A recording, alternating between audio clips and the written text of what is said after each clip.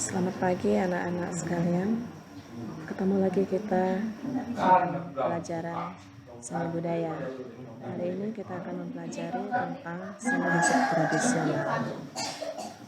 Adapun kompetensi dasar yang akan kita capai adalah bagaimana kita menunjukkan sikap penghayatan, pengamalan, serta bangga terhadap seni musik sebagai bentuk rasa syukur terhadap anugerah Tuhan. Yang kedua, menunjukkan sikap kerjasama, bertanggung jawab, toleran, dan disiplin melalui aktivitas berkesenian.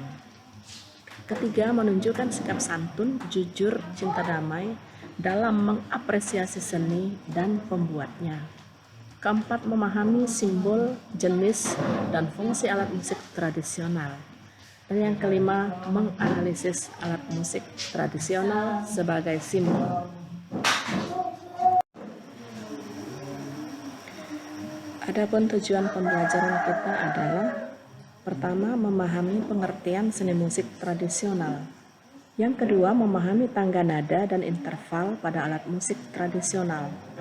Yang ketiga, mengidentifikasi jenis alat musik tradisional berdasarkan tinjauan sumber bunyi. Dan yang keempat, menampilkan alat musik tradisional dengan beberapa teknik.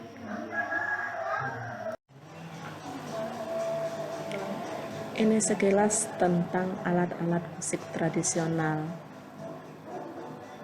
Ada gong, trompet, gitar, harpa, biola, dan lain-lain.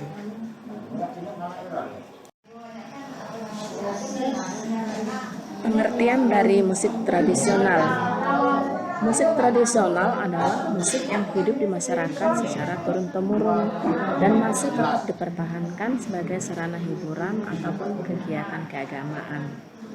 Jangan lupa kita bahwa 3 hal yang saling mempengaruhi diantaranya seniman, musik itu sendiri, dan masyarakat penikmatnya. Sekarang kita lihat bagaimana tentang pengertian musik dulu. Ada beberapa definisi yang diketahui dalam masyarakat. Pertama, misalnya, musik itu sebagai bunyi yang disukai oleh manusia atau bunyi yang terdengar enak di telinga. Yang kedua, musik adalah bunyi yang terdiri rangkaian ritme, melodi, dan harmoni yang teratur. Dan musik merupakan bahasa yang universal. Apakah benar demikian? Konsep umum. Ada beberapa kekeliruan tentang definisi musik. Musik sebagai bunyi yang disukai manusia.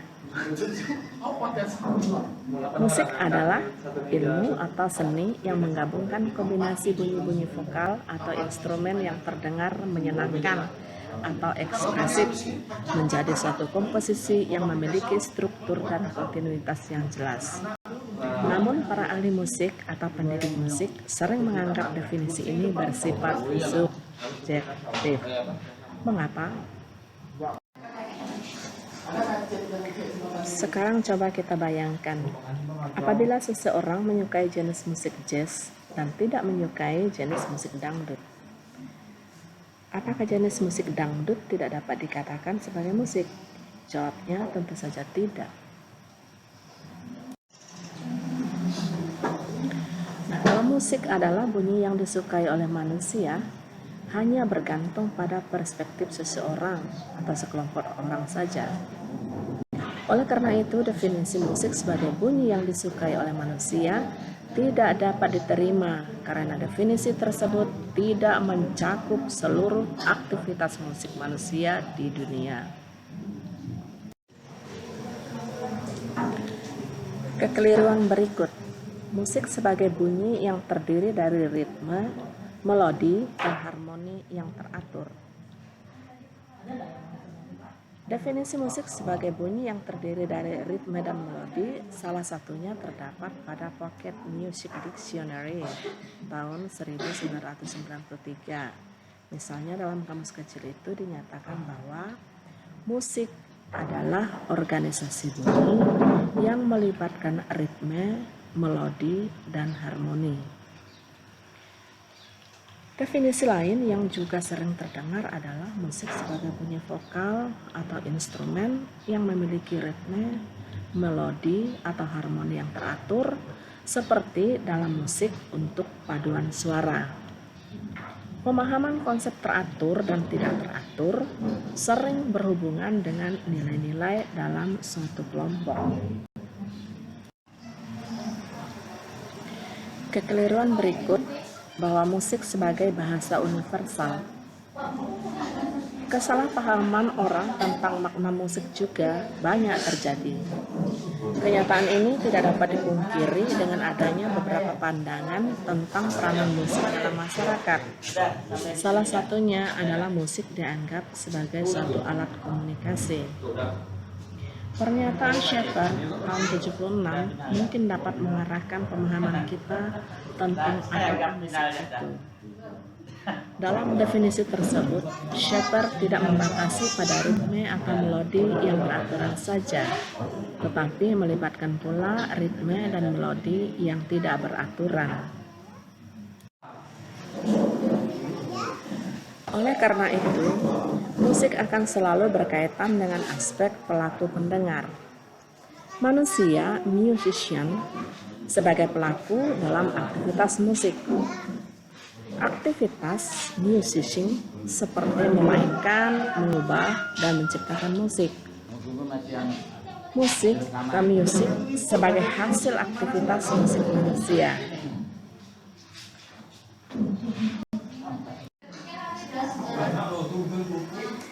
Berdasarkan kajian dari beberapa definisi di atas, maka dapat disimpulkan bahwa musik merupakan suatu aktivitas manusia.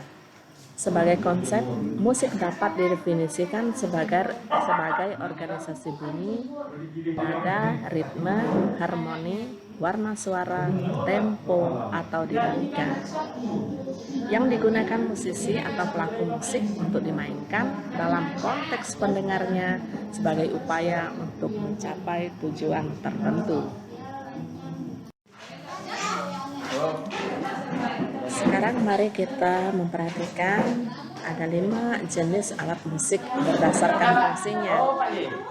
Pertama ada idiofon, kedua aerofon, ketiga kordofon, keempat membranofon, dan kelima elektrofon.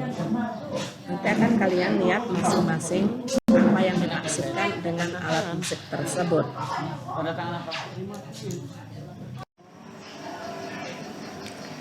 Alat musik berdasarkan cara memainkan. Ada alat musik yang dimainkan dengan cara ditiup. Ada alat musik dimainkan dengan cara dipukul. Ada alat musik juga yang dimainkan dengan cara dipetik. Ada alat musik yang dimainkan dengan cara digesek.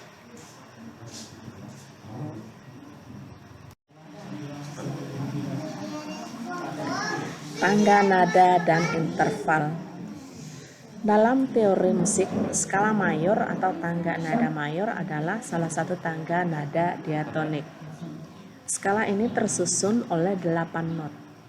Interval antara not yang berurutan dalam skala mayor adalah 1, 1, setengah, 1, 1, 1, setengah. Jadi ada 2, satunya di depan, kemudian setengah, 2 lagi, 3 lagi, satunya di depannya, kemudian baru setengah. Sebagai contoh, tangga nada C mayor adalah C, D, E, F, G, A, B, C.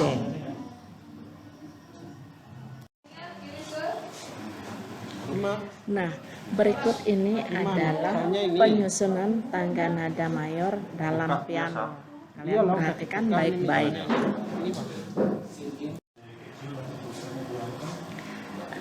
Adapun ciri-ciri tangga nada mayor adalah sebagai berikut. Pertama, bersifat riang gembira. Kedua, bersemangat. Ketiga, biasanya diawali dan diakhiri dengan nada do. Kemudian yang terakhir mempunyai pola interval 1, 1, setengah, 1, 1, 1, setengah. Dalam gambar berikut kalian akan ketemu dengan tangga nada dan kunci diatonik, yaitu ada mol, kres, mayor, dan minor. Kalian perhatikan baik-baik tabel berikut ini. Dinamika. Dinamika adalah volume nada secara nyaring atau lembut. Dinamika biasanya digunakan oleh komposer untuk menunjukkan bagaimana perasaan yang terkandung di dalam sebuah komposisi, apakah itu riang, sedih, datar, atau agresif. Tanda dinamika pada umumnya ditulis menggunakan kata-kata dalam bahasa Italia. Ada dua kata dasar dalam dinamika, piano, lembut, dan forte, nyaring. Selebihnya merupakan variasi dari dua kata ini. Ada beberapa tanda dinamika yang umum digunakan dalam karya musik, yaitu pianissimo, piano, mezzo piano, mezzo forte, forte, dan fortissimo. Tanda dinamika dapat diletakkan di awal, di tengah, akhir, atau di mana saja dalam sebuah komposisi musik dan dimainkan hanya pada nada yang diberi tanda saja.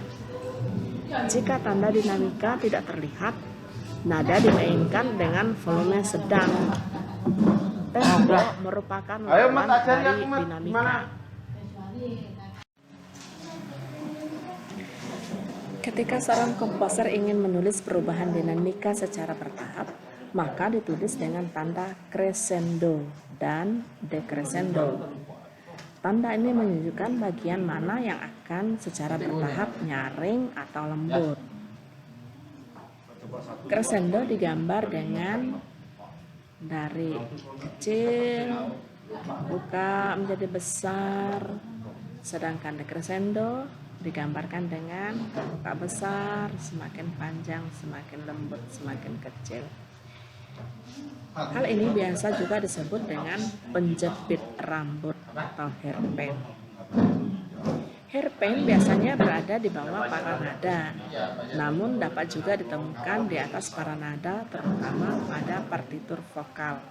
Crescendo dan decrescendo dimainkan sampai akhir dari tanda itu sendiri. Istilah-istilah dalam tempo. Dalam musik klasik, tempo sering dideskripsikan menggunakan kata-kata, biasanya berbahasa Italia.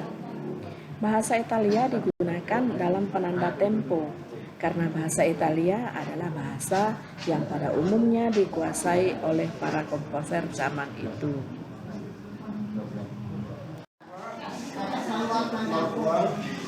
Di sini ada beberapa contoh tempo yang ditulis dalam bahasa Italia. Misalnya larghissimo, sangat-sangat lamban. Adagissimo, sangat lamban. Grave, sangat lamban. Largo itu melebar, lento itu perlahan, larghetto melebar, adagio itu lamban dan berekspresi. Adagetto lebih lamban daripada andante atau lebih cepat daripada adagio. Kemudian kalian perhatikan sampai di bawah.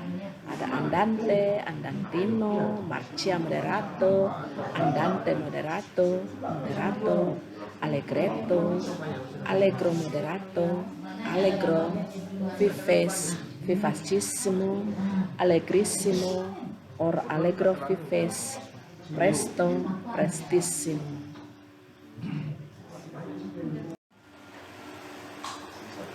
Demikian pembelajaran kita pada siang hari ini. Kita belajar tentang musik tradisional, tentang alat-alat musik tradisional, definisi musik, kemudian kita mencoba melihat tempo, dinamika, dan tentang melodi dan interval.